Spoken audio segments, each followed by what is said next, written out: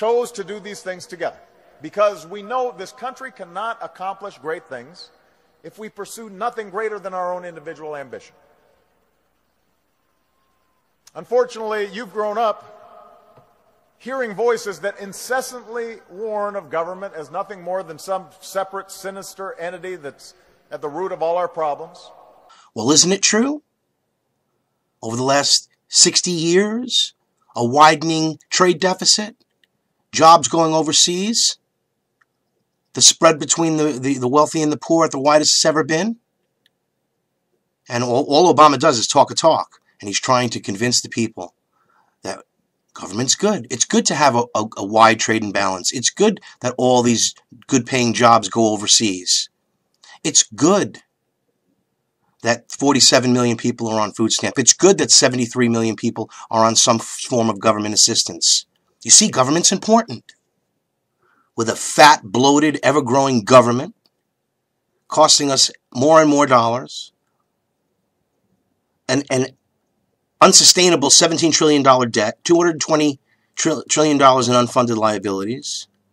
Big government means big business, and it means the little guy like you and me suffer. Our fat, bloated, ever-growing federal government slowly bringing us into financial ruin. Slowly, the planks of the Socialist Communist Manifesto being put into place, a central bank, a progressive tax, income tax. Inflation is an income tax. So is the devaluation of the dollar. But the slaves don't seem to understand this. The sheep don't understand that we're being fleeced by these criminal bankers who've hijacked our government. We need to restore a constitutional republic and end the Federal Reserve System, which is ruining, destroying the wealth of every American citizen. Unfortunately, you've grown up hearing voices that incessantly warn of government as nothing more than some separate, sinister entity that's at the root of all our problems. Some of these same voices also do their best to gum up the works. They'll warn that tyranny is always lurking just around the corner. You should reject these voices, because what they suggest is that our brave and creative and unique experiment in self-rule is somehow just a sham. It has become a sham. They're using liberty and freedom against us as a weapon to keep us safe, build up the homeland security, and there's no reason to be worried or concerned. FEMA camps with wires facing in, civil unrest that's going to come from the economic collapse, and they're going to lie and say we had no way of knowing. This man is a traitor. He's a traitor to the Constitution of the United States. He answers to NATO. He answers to the United Nations. And they're trying to bring in a world government and remove the sovereignty of the United States. And that is not tyranny. Taking away the wealth of the middle class while they say they're helping the wealth of the middle class to become wealthy and to rise up, to join the ranks of the middle class from the lower classes. It is a lie. Why hasn't it happened? Because what they suggest is that our brave and creative and unique experiment in self-rule is somehow just a sham with which we can't be trusted. People have accused Ambassador Rice and the administration of, misleading Americans. I can say, trying to be in the middle of this and understanding what was going on, nothing could be further from the truth. Was information developing? Was the situation fluid? Would we reach conclusions later that weren't reached initially? And I appreciate the... Madam Secretary, do you disagree with me that a simple phone call to those evacuees to determine what happened wouldn't have ascertained immediately that there was no protest? I mean, that was a piece of information that could have been easily obtained. Well, but Senator, within hours, if not days. Senator, when you're in these positions, the last thing you want to do is interfere with any other process going I on. realize that's a good excuse. Number two, no, it's the fact. Number two, I would recommend highly you read both what the ARB said about it and the classified ARB, because even today there are questions being raised. Now, we have no doubt they were terrorists, they were militants, they attacked us, they killed our people. But what was going on and why they were doing what they were doing Again, we were misled that there was supposedly protests and then something sprang out of that, an assault sprang out of that. And that was easily ascertained that was not the fact. And the American people could have known that within days, and they didn't know that. With all due respect, the fact is we had 4 dead Americans. Was it because of a protest, or was it because of guys out for a walk one night who decided they'd go kill some Americans? What difference at this point does it make? Specifically, the committee's labors to uncover what happened prior, during, and after the attack matter. It matters to me personally, and it matters to my colleagues, to my colleagues at the Department of State.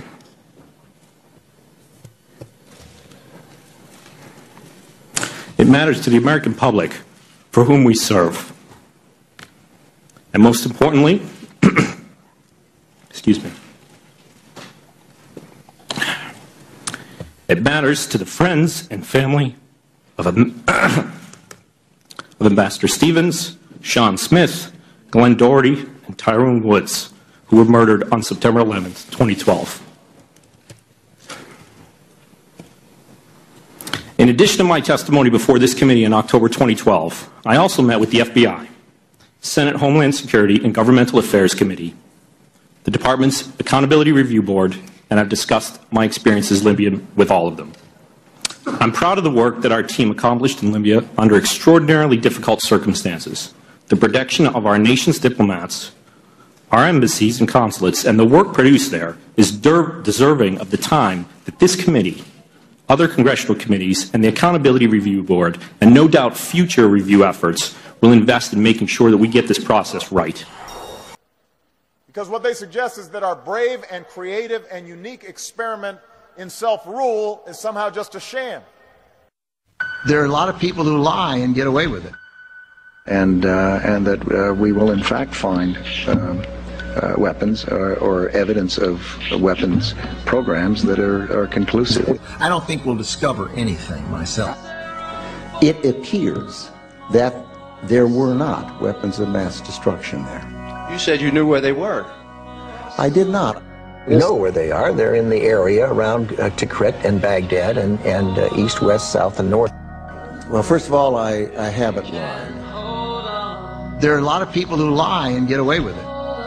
Talking about lies and your allegation that there was bulletproof evidence of ties between Al-Qaeda and Iraq. Was that a lie? Intelligence gathered by this and other governments leaves no doubt that the Iraqi regime continues to possess and conceal some of the most lethal weapons ever devised. Our people are going to find out the truth, and the truth will say that this intelligence is good intelligence, no doubt in my mind. I don't know anybody that I can think of who has contended that the Iraqis had nuclear weapons. And we believe he has, in fact, reconstituted nuclear weapons. Saddam Hussein is determined to get his hands on a nuclear bomb. We cannot wait for the final proof. He's got him. He's got him. The smoking gun. He's got him. That could come in the form of a mushroom cloud. Colin Powell didn't lie. My colleagues, every statement I make today is backed up by sources, solid sources. These are not assertions.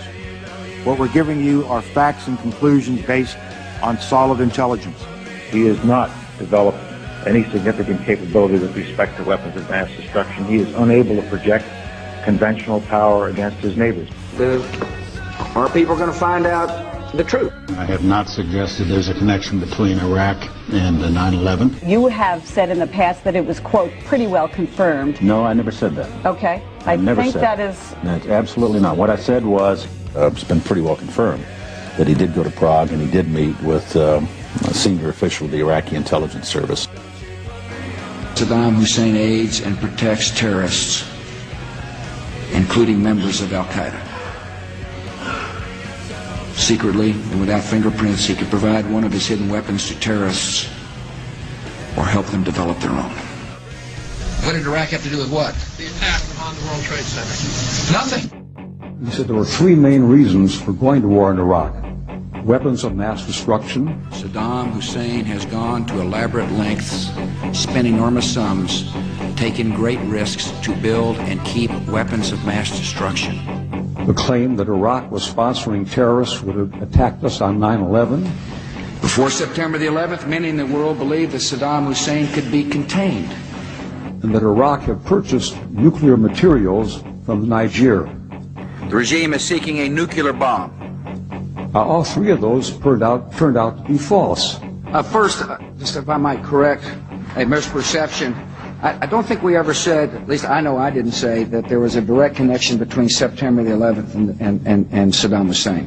Who does the president think he's effing kidding? Of course, it was information that was mistaken. There are a lot of people who lie and get away with it.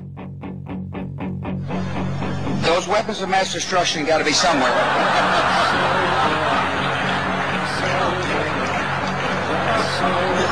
Nope, no weapons over there.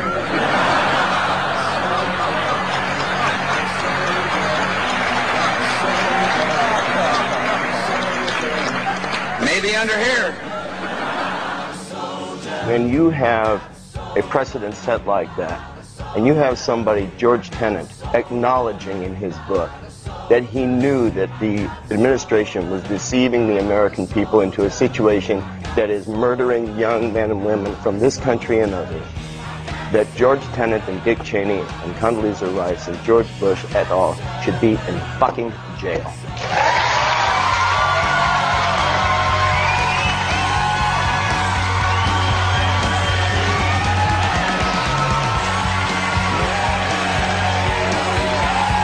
I'm tired of hell, and I'm not going to take this anymore. You got to figure out what to do with all of the debris.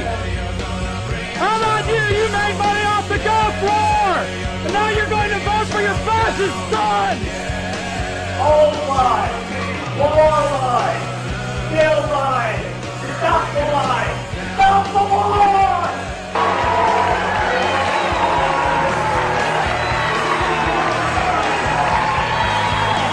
Andrew Todd Jr.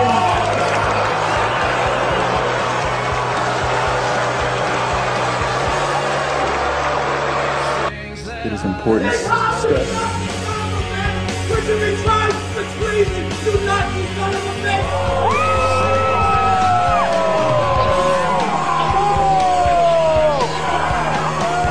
I'm going to continue to state the truth. That's all I can do, is make sure that people are held accountable for their actions. We've exposed it. Eric Holder, Ken Melson, Billy Hoover, Mark Tate have all ignored documentary evidence of abuses and unethical conduct by Chief Counsel's office and our leadership, with which we can't be trusted. We have never been a people who place all of our faith in government to solve our problems. We shouldn't want to. But we don't think the government is the source of all our problems either. If that's what you think, guys, fine. But I don't think that, because we was start already building the bomb, which is went off in the World Trade Center. It was built by supervision from the Bureau and the DA, and we was all informed about it, and we know that the bomb start to be built. By who? By your confidential informant. What a wonderful, great case. It was not a good time to have a president on the loose. Earlier that week at Kent State University, 4 students had been shot dead by the National Guard. The price for liberty is eternal vigilance against tyranny. Thank you for watching Truth Talk News. I'm Howard Nima.